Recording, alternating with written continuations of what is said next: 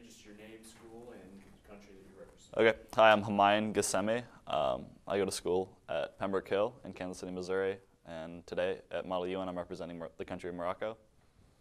Okay. Could you explain how the simulation works, how the process involved?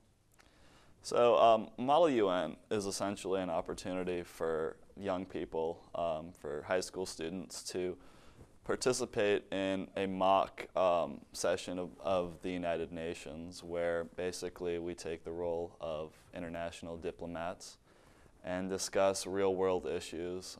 For instance, in the committee that I'm working in, we're discussing non-proliferation and also the use of peacekeeping troops in different nations. So really it gives us an opportunity to take a role that as students, as young people, we don't often take, and to discuss issues that we don't often discuss. And what sort of preparation and research did you put into this? So at Pembroke, we kind of, it's almost like a club, and we prepare kind of on our own. We write position papers and do research when we understand what our committees are. So a lot of it's independent, so the individuals who participate from my school really are passionate about Model UN because all the work is done on their own time. Okay. What types of issues are you discussing today? Okay, so in our committee we're discussing the proliferation of nuclear weapons and nuclear materials such as uranium. And I think that's going to be probably the main topic of the day.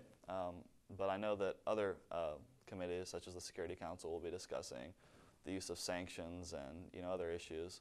So essentially, we're discussing what the actual UN would discuss on a daily basis. Okay.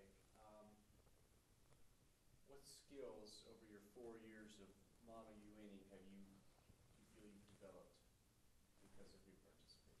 So over the course of the last 4 years in participating at Model UN, I think I've really emerged more as a public speaker. It really gives you an opportunity to be more comfortable speaking in front of large groups.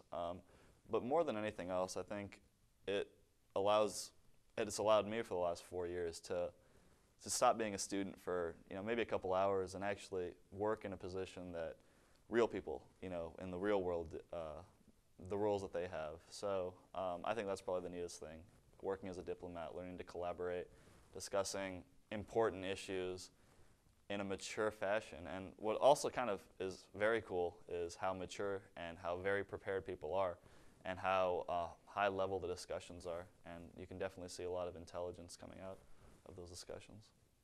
And what's the overall value of the MKC in UN experience as a student?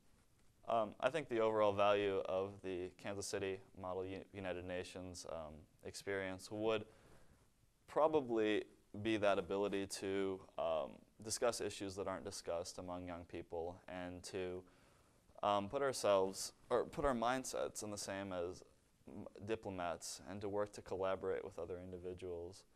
And really, in the process, we become better public speakers, better collaborators, and take away skills that we can use in the classroom and into college. And how does the MKC in UN benefit the community?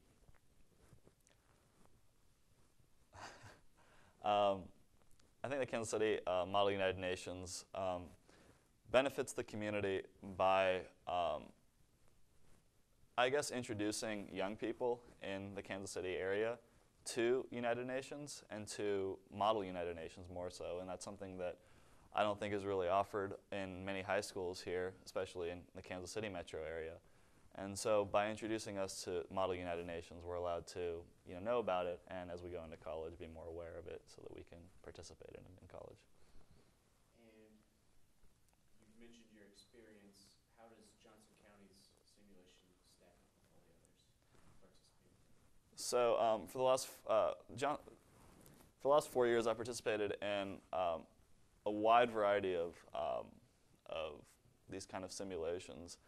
And the difference, I think, with Model United Nations is that unlike a lot of these events, Model United Nations seems a lot more personal since it's the Kansas City metro area as opposed to the whole state of Missouri or the whole state of Kansas.